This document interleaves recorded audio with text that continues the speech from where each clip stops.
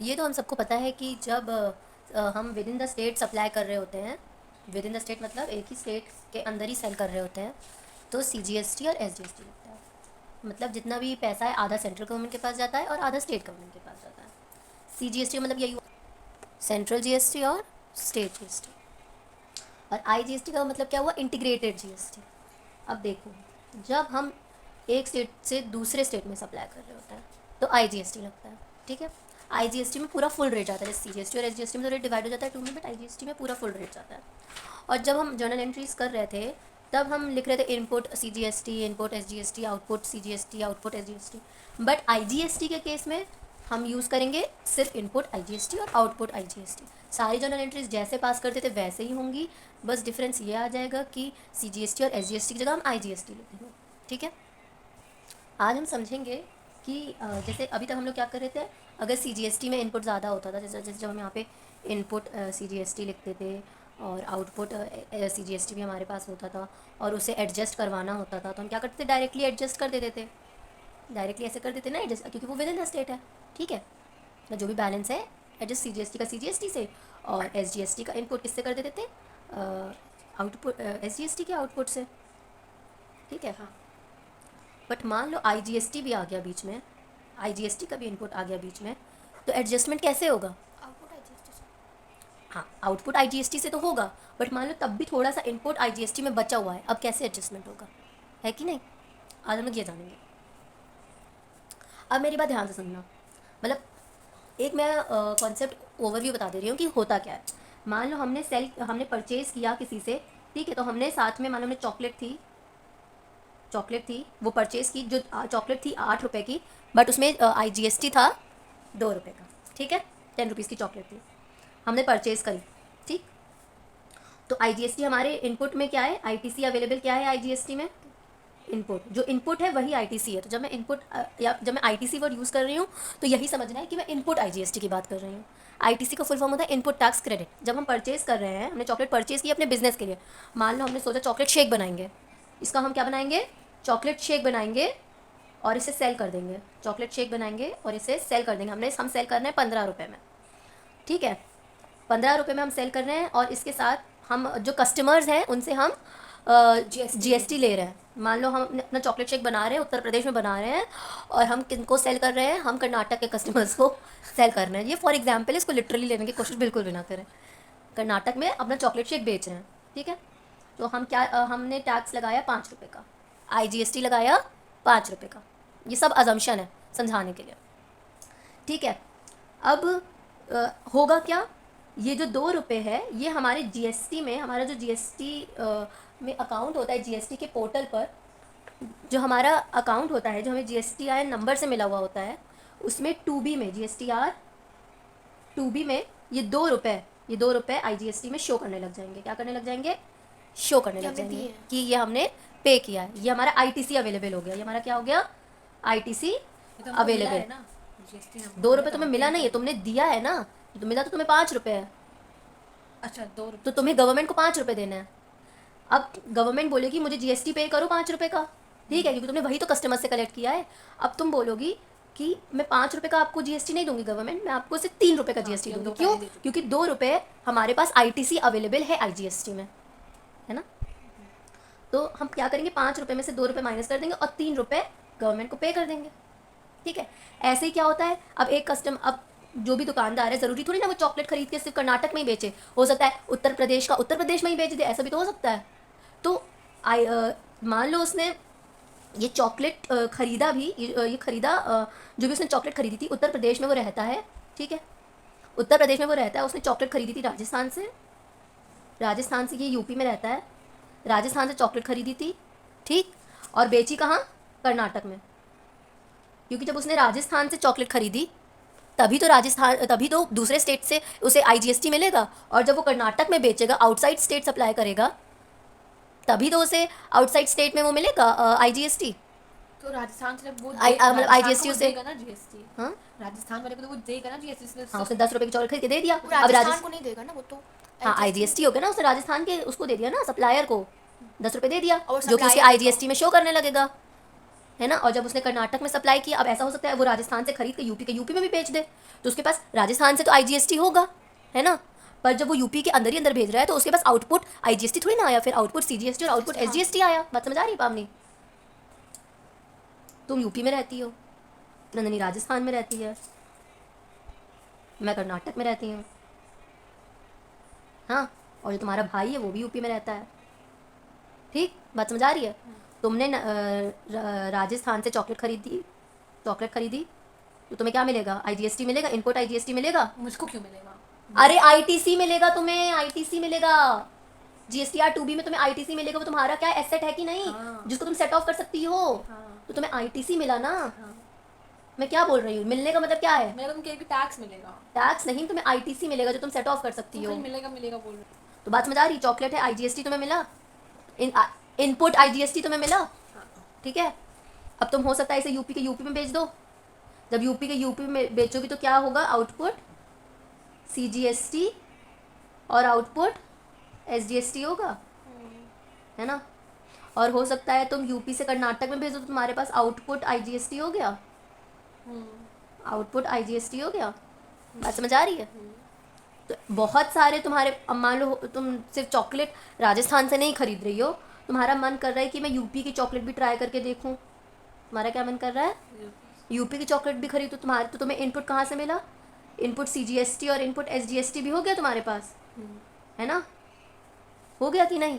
तो ऐसे बहुत सारी, नंदिनी सुन रही हो? तो ऐसे बहुत सारे केसेस होंगे कि तुम्हारे पास आईटीसी इनपुट, मतलब समझ रही हो, इनपुट। Input tax. हाँ, आईटीसी तुम्हारे पास आईजीएसटी का भी है, तुम्हारे पास आईटीसी तुम्हारे पास सीजीएसटी का भी है, और आईटीसी तुम्हारे पास एसजीएसटी का भी है। आईटीसी का मतलब क्या है? इनपुट। इसमें हमारा इनपुट इसमें ज़्यादा होगा, इसमें इनपुट ज़्यादा होगा, इसमें इनपुट।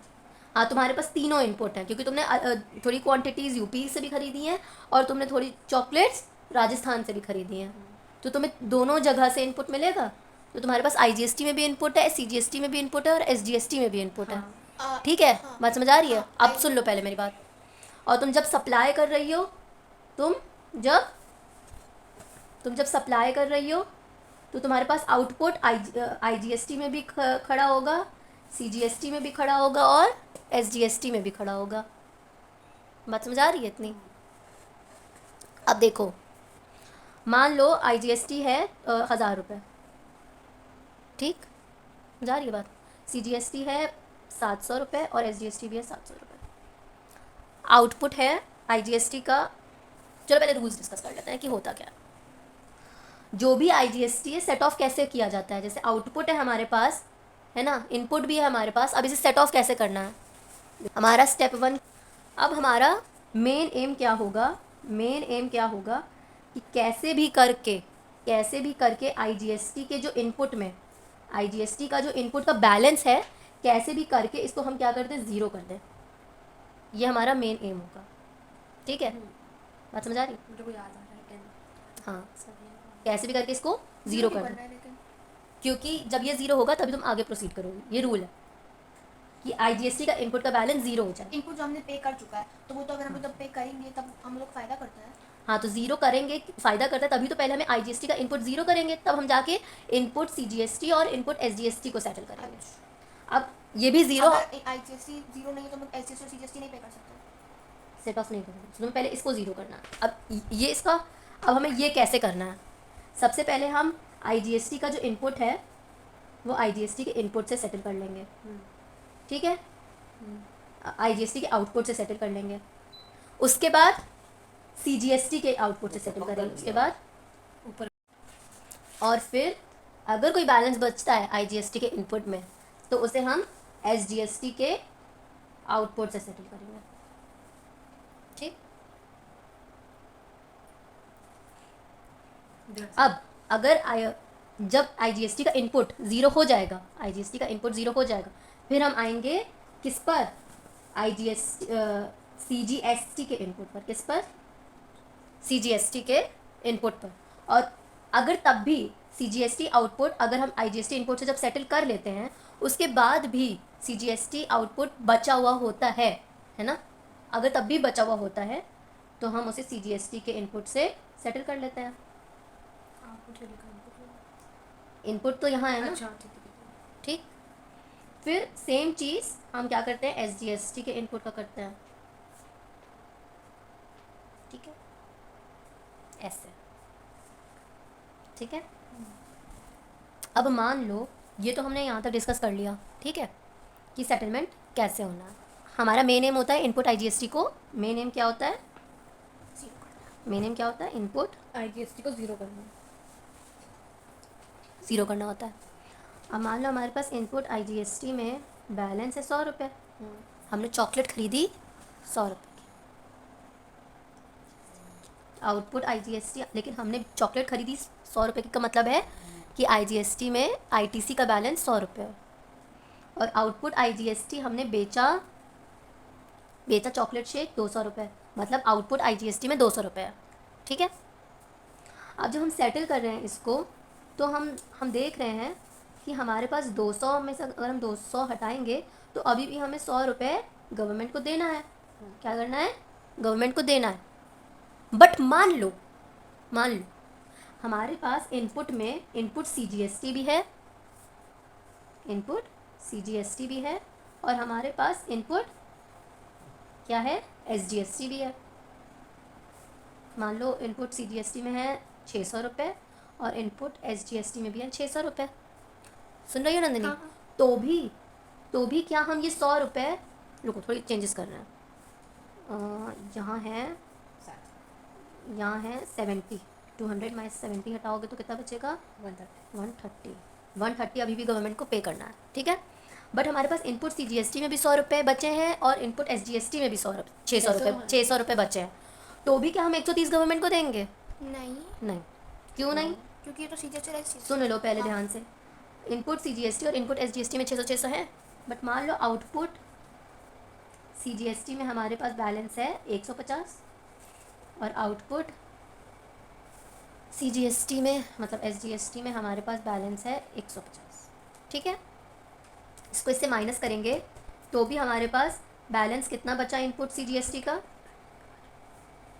इनपुट में 600 है बैलेंस। अरे लेकिन तुमने तो अभी बोला था कि CGST से नहीं होते, तो पुराने में होता था। तो सेट ऑफ कहाँ कर रही है क्या? ये तो पुराने में हाँ, तो CGST मैंने बोला था कि पहले तो इनपुट IGST है, तो पर इनपुट IGST है, अगर तुमने 200 में से 70 हटा लिया तो इनपुट तो 0 हो गया ना IGST का। अरे तो अब तो तुम CGST के पास जा ही सकती हो आउटपुट लेकर के CGST का। समझ आई बात? आ गई ना बात समझ? 600 में से 150 हटाएंगे कितना बचेगा, 450 बचेगा। लेकिन अभी तुम कह रहे थे कि CGST पहले IGST से लोग फिर हाँ, CGST से ठीक है, तुम कर दो आउटपुट CGST का, तुम इनपुट IGST से सेटल करके दिखाओ। तुम्हारे पास आउटपुट IGST में 200 था और इनपुट IGST में से 70 था, तुमने 70 ऑलरेडी 200 से एडजस्ट कर लिया, तुम्हारे पास इनपुट IGST में 0 है, पर तुम अब भी चाहती हो ना कि तुम नहीं तुम कर लो, नहीं तुम नेगेटिव में ले जाओ इनपुट का फिगर। तुमने बताया नहीं कि इनपुट 0 हो गया। तुम नहीं, इनपुट IGST 0 हो गया है, फिर भी तुम कर लो आउटपुट CGST एडजस्ट। ठीक है, अब CGST किया, ठीक है, फिर आया 450। अब इनपुट SGST, ठीक है, बात समझ आ रही है? हमारे पास ये कैसे हुआ, इसको इससे माइनस कर दिया तब है। अब हमारा आउटपुट CGST में भी 0 है फिगर, कि वो हमने एडजस्ट कर दिया। आउटपुट SGST में भी है 0 फिगर, क्योंकि वो भी हमने इनपुट SGST से सेटल कर दिया। बात समझ आ रही है पामनी? आ रही है ना? हाँ। पर अभी भी एक चीज़ बची है, वो क्या है, ये 130 रुपये आउटपुट के जो सेटल नहीं हो पाए हैं पूरी तरह, आउटपुट IGST के जो अभी तक पूरी तरह सेटल नहीं हो पाए हैं। तो अब हम ये आउटपुट IGST जो 130 रुपये है, ये हम इसे CGST के इनपुट से सेटल करेंगे सबसे पहले, और फिर भी अगर आउटपुट IGST में कोई बैलेंस बचता है तो वो हम इनपुट SGST से सेटल करेंगे। तो ये 130 रुपये जो यहाँ पे हैं आउटपुट IGST के, वो यहाँ इनपुट CGST से क्या हो जाएंगे, माइनस हो जाएंगे। तो अब CGST में बैलेंस कितना हुआ, 320। मतलब अभी भी हमारे क्रेडिट लेजर में कितना बैलेंस बचा है CGST के, 320, और SGST में कितना बैलेंस बचा है, 450। बात समझ आई? पानी बात समझ आई? हाँ। गुड।